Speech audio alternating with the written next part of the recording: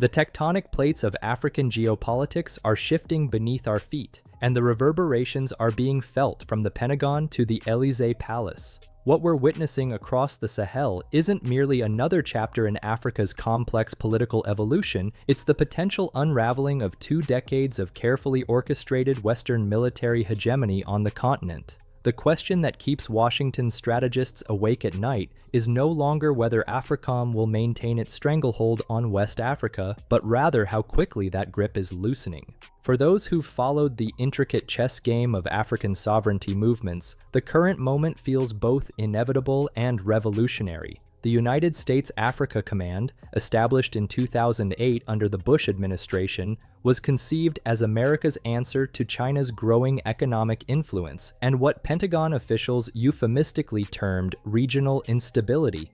Yet today, from Burkina Faso to Niger, from Mali to Guinea, we're witnessing an unprecedented wave of political transformation that challenges every assumption upon which Africom was built. Captain Ibrahim Traoré's rise in Burkina Faso represents far more than a military coup. It embodies the crystallization of a generational shift that has been building across the Sahel for over a decade. At 34, Traoré didn't emerge from a vacuum. He represents the voice of African youth who've grown weary of watching their nation's resources extracted while their communities remain mired in poverty, their borders violated by foreign military bases, and their sovereignty compromised by conditional aid packages that serve Washington and Paris more than Ouagadougou or Bamako.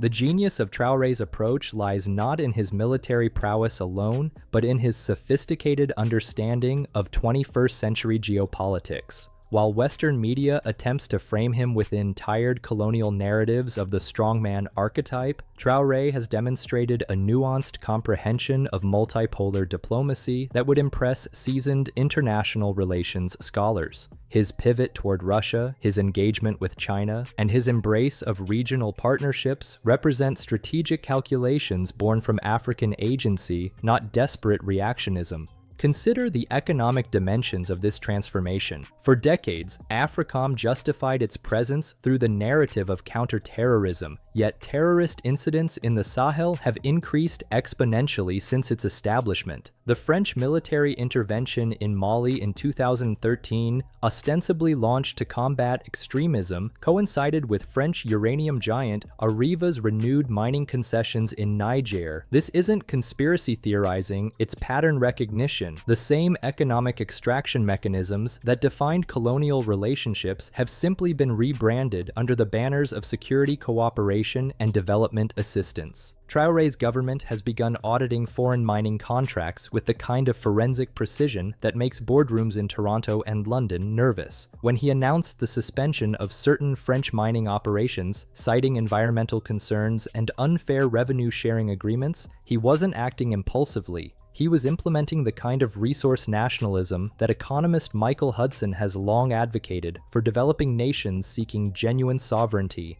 The domino effect across the region reveals the sophisticated coordination underlying these movements. Mali's Colonel Assimi Goïta, Niger's General Abdourahmane Chiani, and Burkina Faso's Traoré aren't operating in isolation. Their formation of the Alliance of Sahel States represents a calculated strategy to present a united front against external pressures while fostering genuine regional integration. This isn't the artificial integration imposed through World Bank structural adjustment programs, but organic cooperation emerging from shared experiences of exploitation and shared visions of liberation. What makes this moment particularly significant is its timing within the broader context of global multipolarity. The war in Ukraine has exposed the limitations of Western economic warfare, with sanctions failing to achieve their intended objectives while inadvertently accelerating the de-dollarization process. African leaders like Traoré have observed these dynamics with keen interest, recognizing that the unipolar moment that enabled Africom's unchallenged expansion is rapidly dissipating. The Western response has been predictably paternalistic. French President Emmanuel Macron's declarations about ungrateful African leaders reveal more about European psychological investment in maintaining neo-colonial relationships than about African political realities. When Secretary of State Antony Blinken warns of democratic backsliding in the Sahel, he conveniently ignores the fact that the democratic governments Africom supported were often characterized by electoral fraud, constitutional manipulation, and systematic exclusion of youth voices. This brings us to a crucial distinction that Western analysts consistently miss: the difference between genuine sovereignty movements and opportunistic power grabs. Traoré's popularity among Burkinabe youth isn't manufactured through propaganda. It emerges from tangible policy changes that prioritize national development over foreign debt servicing. His government's investment in agricultural modernization, its renegotiation of mining contracts, and its emphasis on educational reform in local languages represent the kind of substantive governance that creates authentic legitimacy. Contrast this with leaders who merely mouth sovereignty rhetoric while perpetuating the same extractive relationships with different partners. True African agency means supporting leaders who demonstrate genuine commitment to their people's welfare while maintaining the intellectual honesty to critique those who exploit liberation narratives for personal enrichment. The media dimension of this transformation cannot be understated. Western news outlets have struggled to explain these developments without resorting to Orientalist tropes about African strongmen or simplistic narratives about Russian manipulation. The reality is far more sophisticated. Young Africans across the Sahel have access to information sources that bypass traditional Western media gatekeepers. They can compare their government's performance with regional neighbors, assess the track records of foreign partners, and organize political movements through digital platforms that transcend national boundaries. Traoré's media savvy represents a new generation of African leadership that understands soft power dynamics. His speeches combine Pan-Africanist philosophy with concrete policy proposals, referencing both Kwame Nkrumah's vision of continental unity and contemporary examples of successful resource nationalism in countries like Norway and Botswana. This intellectual sophistication explodes Western assumptions about African political discourse while resonating deeply with audiences tired of condescending foreign commentary about their governance choices. The economic implications of Africom's declining influence extend far beyond military contractor profits. France's annual extraction of approximately $14 billion from its former colonies through the CFA franc mechanism has enabled European social programs while constraining African monetary sovereignty. As Sahel governments explore alternative currency arrangements and seek to repatriate gold reserves held in Western banks, they're challenging fundamental structures of the global financial system. China's approach offers an instructive contrast to Western engagement models. Rather than establishing military bases as preconditions for economic cooperation, Chinese investment focuses on infrastructure development, technology transfer, and industrial capacity building. This doesn't make China altruistic, but it does create more favorable terms for African development than the debt trap mechanisms associated with International Monetary Fund structural adjustment programs. The generational aspect of this transformation deserves particular emphasis. Across the Sahel, over 60% of the population is under 25 years old. These young people have witnessed their parents' generation navigate independence movements, structural adjustment, democratization, and the war on terror, often with disappointing results. They represent a demographic cohort with higher education levels, greater global connectivity, and fewer psychological attachments to relationships forged during the Cold War era. Traoré speaks their language, literally and figuratively. His addresses in Mooré and Dioula signal respect for indigenous cultures that colonial languages have marginalized. His emphasis on technological sovereignty, agricultural modernization, and educational reform addresses the concrete aspirations of young Africans seeking dignified employment in their home countries, rather than dangerous migration to Europe. The regional security implications of Africom's retreat are complex and merit nuanced analysis. Western officials argue that American military presence provides stability, yet statistical evidence suggests otherwise. Countries hosting Africom facilities have experienced increased terrorist incidents, heightened intercommunal tensions, and greater political instability. The correlation may not prove causation, but it certainly challenges the effectiveness of current counterterrorism strategies. The Alliance of Sahel States' emphasis on regional security cooperation represents an alternative approach grounded in local knowledge and shared interests.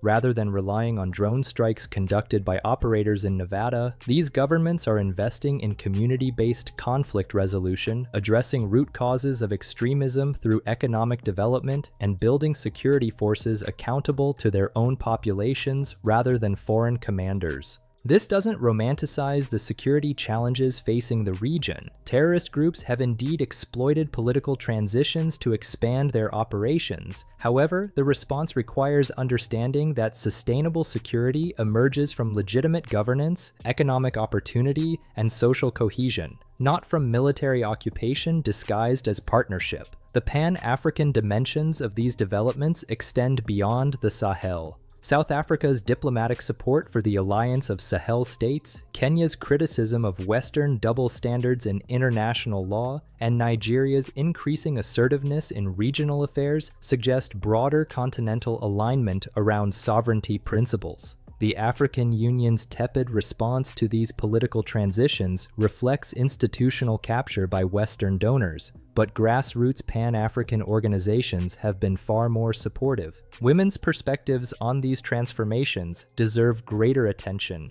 While Western feminists critique military governments as inherently patriarchal, many African women have experienced greater security and economic opportunity under leaders like Traoré than under the democratic governments they replaced. This doesn't excuse authoritarian tendencies, but it challenges simplistic equations between Western democratic forms and women's empowerment. The environmental dimensions of sovereignty movements are equally significant. Colonial and neocolonial extraction industries have devastated ecosystems across the Sahel, contributing to desertification, water scarcity, and agricultural decline that fuel conflicts Western militaries then intervene to contain. Traoré's emphasis on environmental restoration and sustainable development represents recognition that ecological sovereignty underpins political sovereignty. Looking toward the future, several scenarios seem plausible.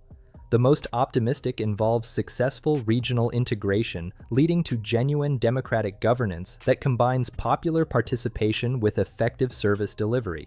This would require navigating the complex transition from military to civilian rule while maintaining sovereignty gains and regional cooperation. A more pessimistic scenario involves internal contradictions undermining these movements, with economic pressures, elite capture, or external interference reversing sovereignty gains. History provides examples of both outcomes, from Botswana's successful diamond governance to the Democratic Republic of Congo's resource curse. The determining factor will likely be the depth of popular support these movements maintain and their ability to deliver tangible improvements in living standards. Traoré's government faces enormous challenges, diversifying an economy dependent on gold and cotton exports, managing ethnic tensions exacerbated by terrorist recruitment strategies, and building state capacity while reducing dependence on foreign technical assistance. Yet the historical moment offers unprecedented opportunities. Global supply chain disruptions have created demand for alternative sources of critical minerals. Climate change requires massive investments in renewable energy infrastructure. Demographic transitions in developed countries create labor shortages that could benefit African workers with appropriate skills training.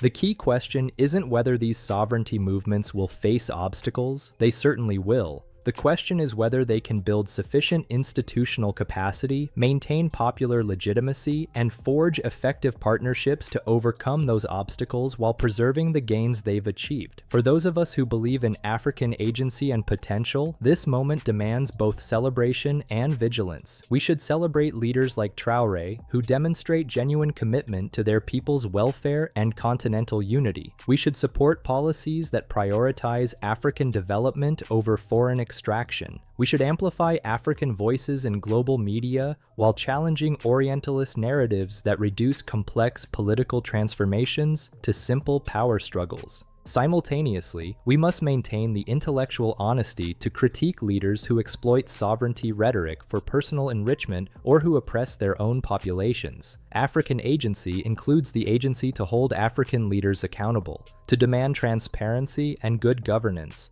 and to distinguish between genuine liberation movements and opportunistic power grabs. The decline of Africom represents more than a shift in military positioning. It symbolizes the emergence of an African century characterized by indigenous agency, regional cooperation, and strategic autonomy. This transformation won't be linear or uniform across the continent, but its momentum seems undeniable. The young people filling stadiums to hear Traoré speak understand something that Western analysts have missed. Sovereignty isn't a gift granted by former colonial powers or international institutions. It's a right asserted through strategic action, popular mobilization, and unwavering commitment to African interests. The end of Africom's grip on West Africa may not be immediate, but its inevitability becomes clearer with each passing day. As we witness these historic transformations unfold, it's crucial that we document, analyze, and support them through our engagement and platform sharing. Every like, every subscription, every share of content supporting African sovereignty movements contributes to amplifying voices that mainstream media marginalizes. When you hit that notification bell, you're not just staying informed. You're participating in a global conversation about self-determination and justice that extends far beyond any single platform or creator. The algorithm rewards engagement, but our engagement rewards truth. Subscribe not just to this channel, but to the principle that African stories deserve African narrators, that African solutions deserve African architects, and that African futures deserve African visionaries. Share this analysis with friends who hunger for perspectives that mainstream outlets won't provide. Ring that notification bell because the most important stories of our time are happening right now across the Sahel, and they deserve audiences who understand their historical significance. Together, we're not just consuming content. We're building a community committed to supporting genuine African sovereignty movements while maintaining the critical thinking necessary to distinguish between authentic liberation and opportunistic exploitation. The end of Africom begins with the beginning of our collective commitment to African agency, and that commitment starts with the simple act of engagement. Like, subscribe, share, and let's continue this crucial conversation about the future of African sovereignty and the decline of Western military hegemony on the world's most important continent.